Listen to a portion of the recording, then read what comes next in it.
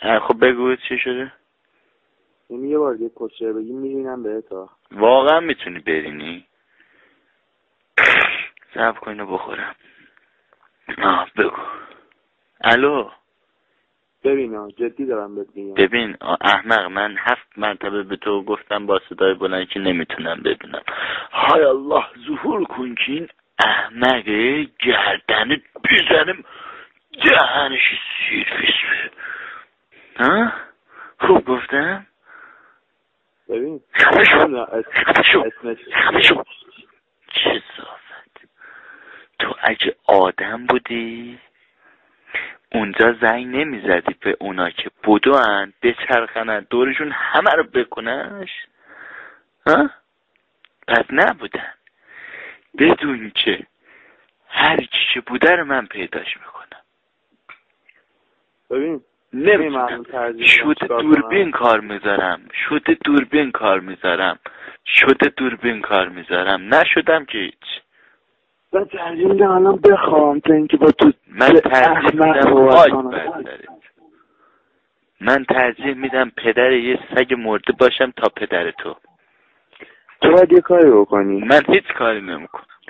تو از بیماری‌های روانی و بیخوابی شدید رنج میبری. من گوساله دارم، تو گوساله منی. حالا با صدای بلند میو میو کن. میگی؟ بگو.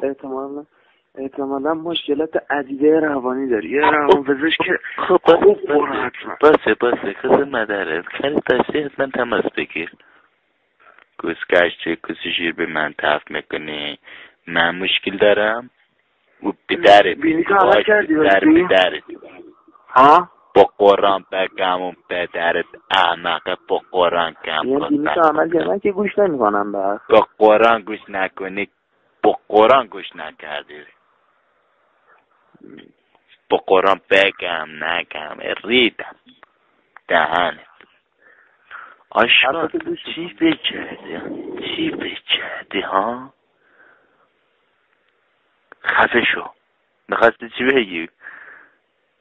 الو خفه شو.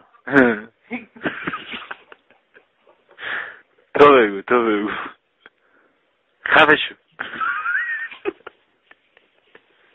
بگو. ناصر شوخی دارم باد میکنم ها. میدونی خفه شو.